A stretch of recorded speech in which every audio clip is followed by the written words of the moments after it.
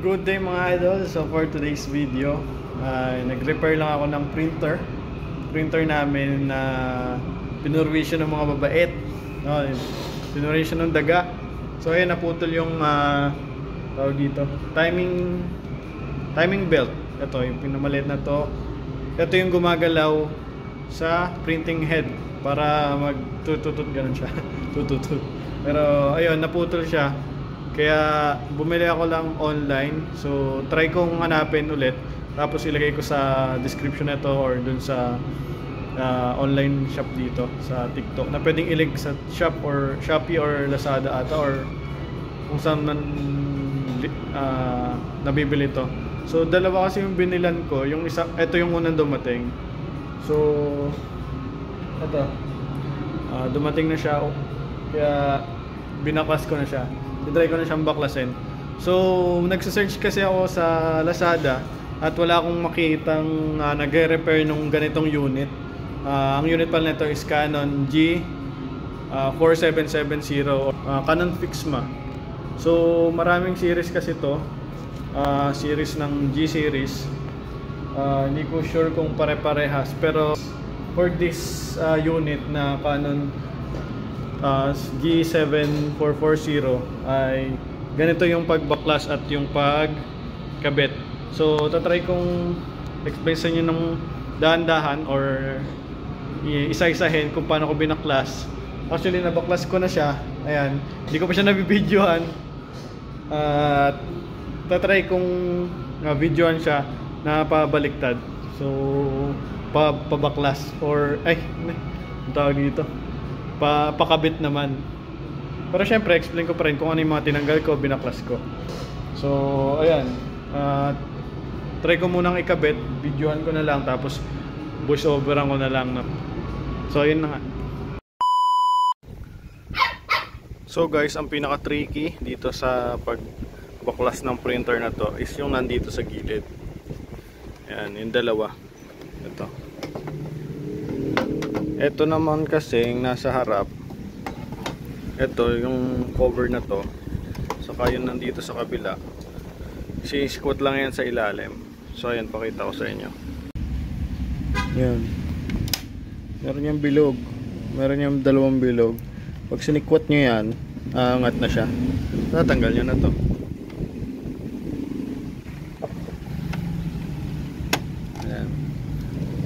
Angat na lang, kahit daliri lang, kayang-kaya naman, oh, di ba? Angat na, basic. Wala nang screw yan. Sa kabila, ganun din. Ang nakasabit lang yan sa taas eh. Parehas yan, may gitla sa taas. So ayan. So ang pagtanggal, sikwatin lang din sa ilalim. May dalawang bilog din yan. Pag sinikot nyo yan, sabay.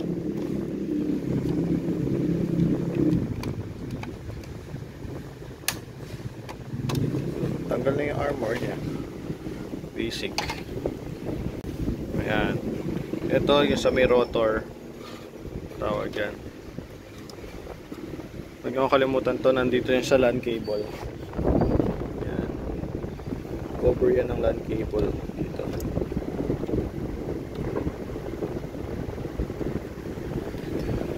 So ayan, yung pagtanggal na itong gilid, meron ka lang susundutin dyan, dito, sa may part na to. Sundutin mo siya, mabaklas mo to. Tapos may dalawang tornilyo pala dito, natanggal ko na. Tornilyo dito, tornilyo din dito. Tapos sa ilalim, silipin nyo lang sa ilalim. Dalawang sinusundot. Ito. Dito, isa dito. Pwedeng sundutin nyo ng flat screw, mas maganda. Maramdaman nyo naman yan, itutunog siya or malambot siya, ganon. Dito yon. Tapos meron pang isa, bali dalawa siya. Yan, dito. Yan. Pag kinundod na yan, aangat na to. Yan. Siyempre dapat na angat nyo na rin, masundot nyo na rin yan dito.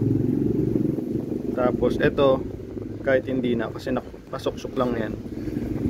para pag tinanggal nyo hindi bumagsak agad. So pag inangat nyo yan, angat lang siyang ganun. Hindi ko na mapakita ang binaklas ko, pero yun. So, meron din susundutin dito, meron susundutin dito, meron susundutin dito sa loob ng ink. Ayan o.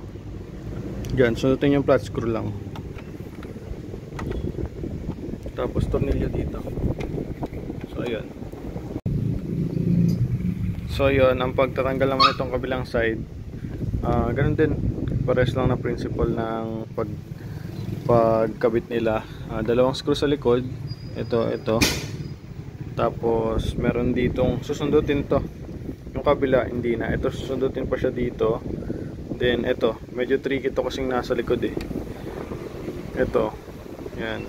Nung binaklas ko to, diyan ako nagtagal kasi hindi ko makita kung bakit ayaw niya matanggal. Yung pala, may isa pa dyan.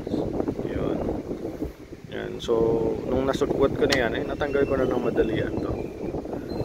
Yan. After nyan, yan tatlo.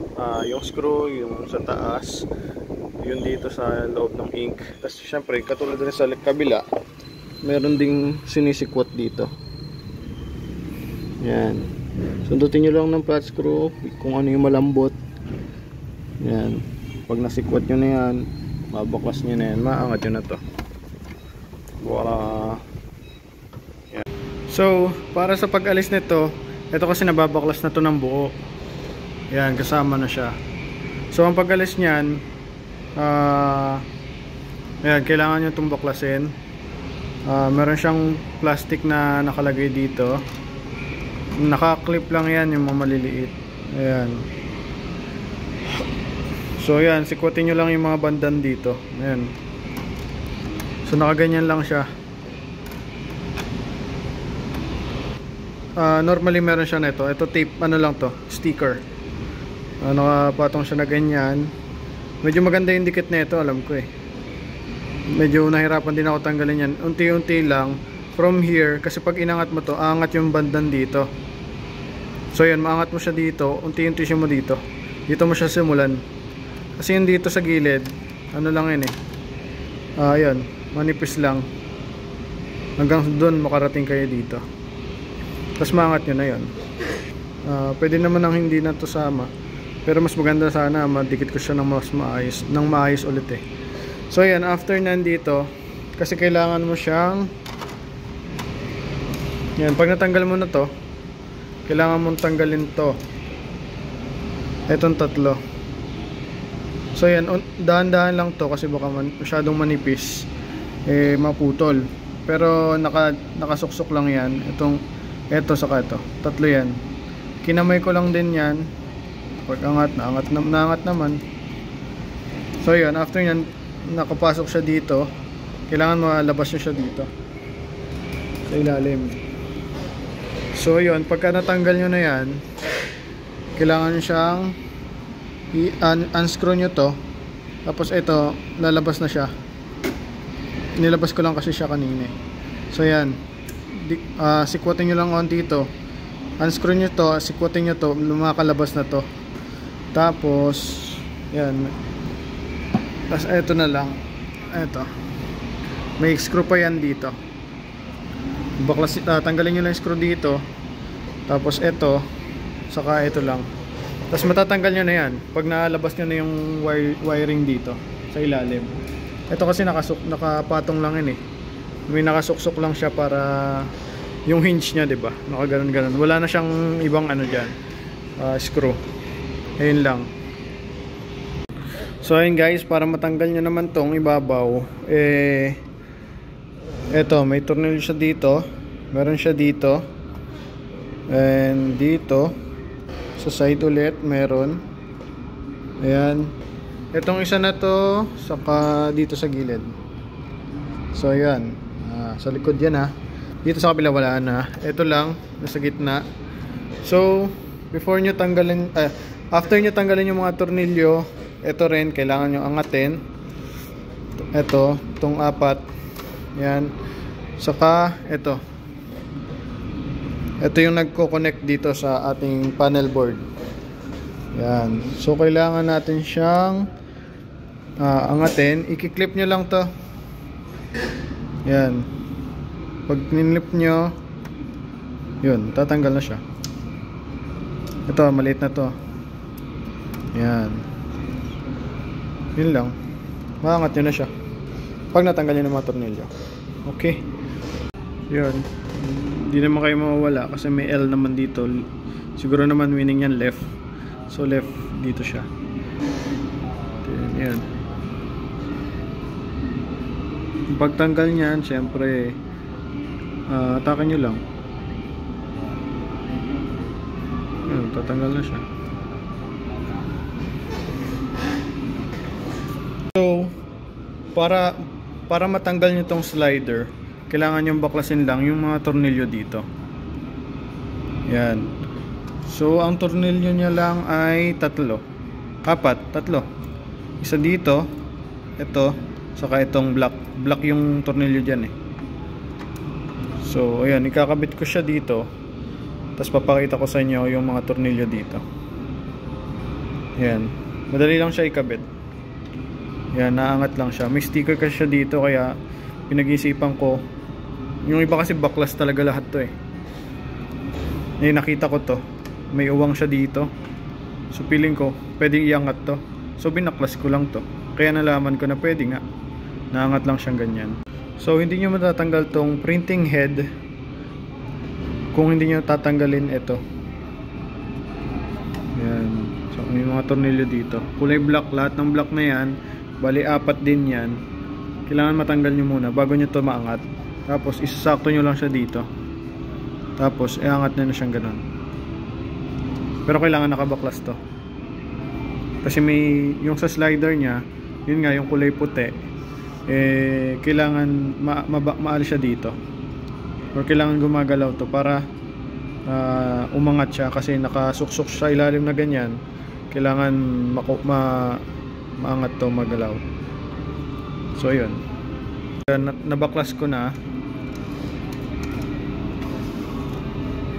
Ayan, gumagalaw-galaw na siya. So ang pag-alis nito ay slide nyo lang siya dito.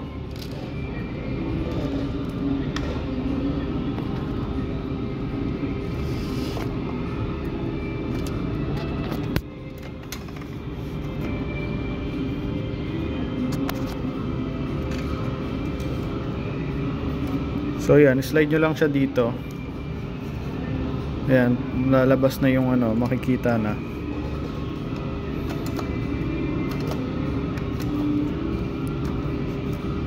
Angat nyo lang siya ng onte, ganun nyo lang. Tapos ayan, maalis nyo na, mabaklas nyo na to. Kailangan lang maalis na yung ngipin nya doon. Yan.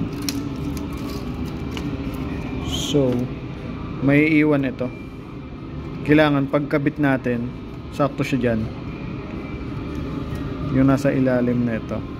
Ang ilalim ng printing head nya ay ayan, meron siyang ganon. Kailangan sakto siya dyan para gumalaw pa rin siya. Yan, alignment yan. Yan, makikita ito, yan, dapat sakto siya dyan. So yan, dito ko tinanggal yung lumang belt. Ito. Yan, ito, nakaipit lang siya dyan. Para, yan yung nahahatak, tapos nababalik. Ayun yung motor nya, yung rotor. Yan. So, ayan. May napansin din ako mga nagtatanong kasi doon sa shop, na pinagbilang ko netong ano na to, na pwede daw ba sa Canon G4 770. So malalaman natin, pero actually tinry ko siyang sukatin, mukhang parehas lang naman. At ayun, try nating ikabit siya. Sabi dito second hand na siya, so ang mahal kasi ng mga bago. So ngayon ko lang din napansin na meron na siyang gitla. Ayan, so feeling ko na baklas na siya sa iba or mga lumang printer. Dito ko na lang din ikakabit. Or pwede, oh. So second hand siya. Mura lang siya kasi 150 lang. And siguro naman hindi siya ganun ka mababaklas, mapuputol, no. Kasi naputol lang siya talaga dahil sa mabait. sa daga. Yun oh, may ngat-ngat. Saka napansin ko dito, yan yung ilalim niya. Asan ba? Kita ba? Dito pala. Ayan, yung ilalim niya, ayan oh, medyo may mga bakas ng mukhang gustong pagbahayan ng daga. Actually may mga papel-papel na dyan. Yun, may dumi pa ata sa gilid. So ayun, ingatan yung mga printer nyo. Try ko lagyan ng ano to para iwasan ng daga. Yung nilalagay ng mga white naphthalene balls ba yung tawag din. Yan, hinihipan-hipan ko, may mga lumalabas pang ano papel.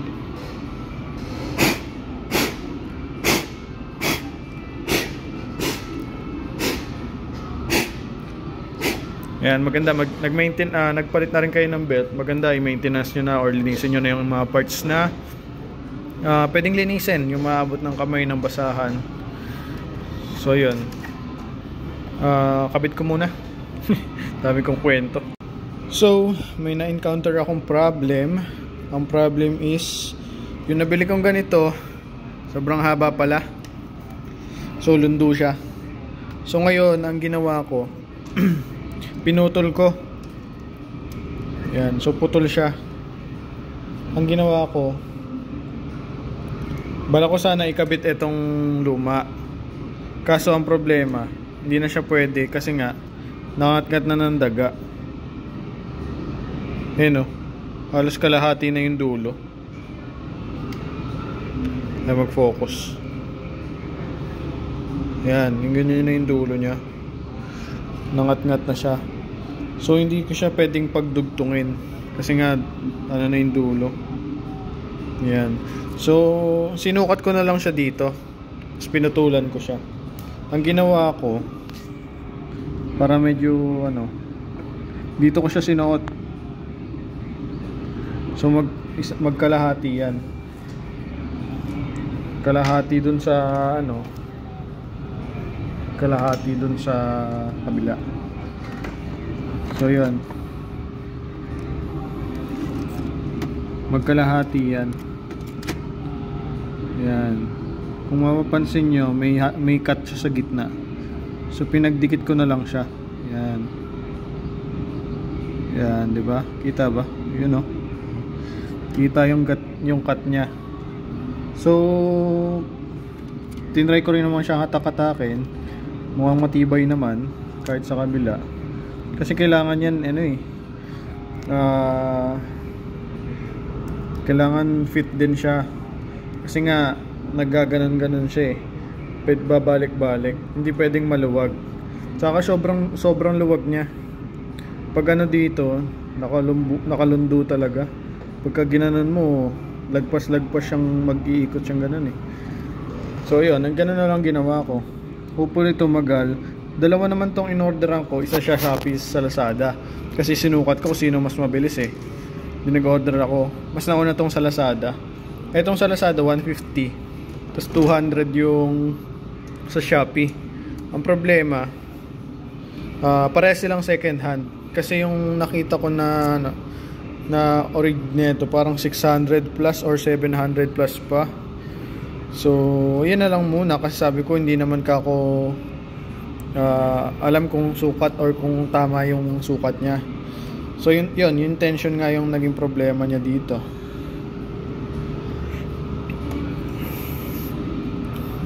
So yun, balik ko siya ulit.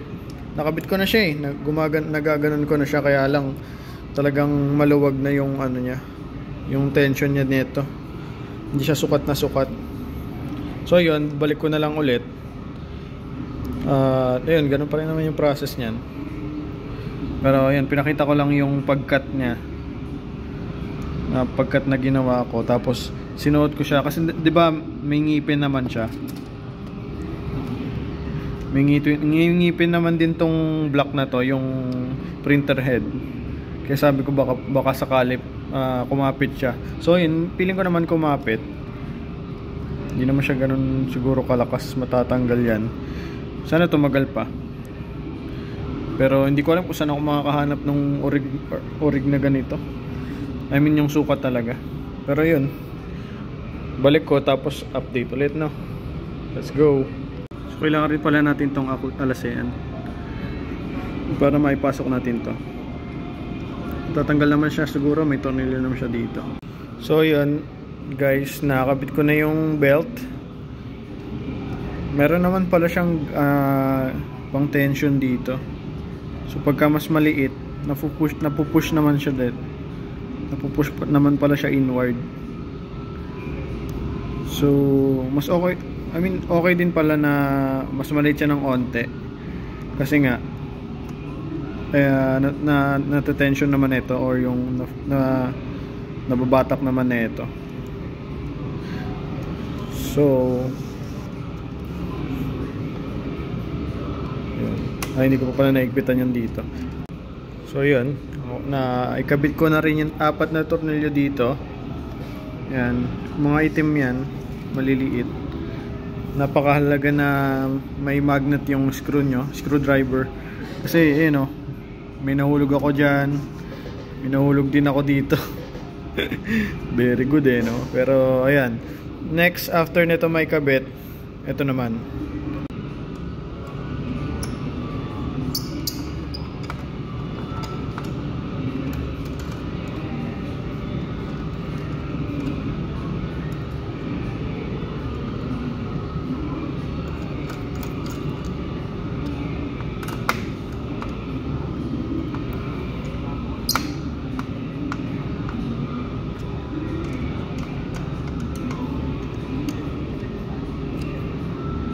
Ito rin pala, huwag nyo kakalimutan. Nakasuksok lang naman siya dyan. Yun. Hindi naman kayo mawawala kasi may L naman dito. Siguro naman meaning yan left. So left dito siya. Yan. Yes. Hindi ko nakakabait yung gilid kasi niwan ko sa bahay. Yan. Ay, ito pa pala. Ay, hindi, nasa bahay din ata ito. Go!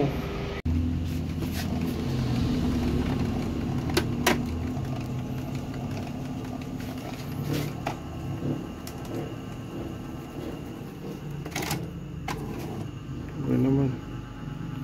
Gumagalaw naman siya.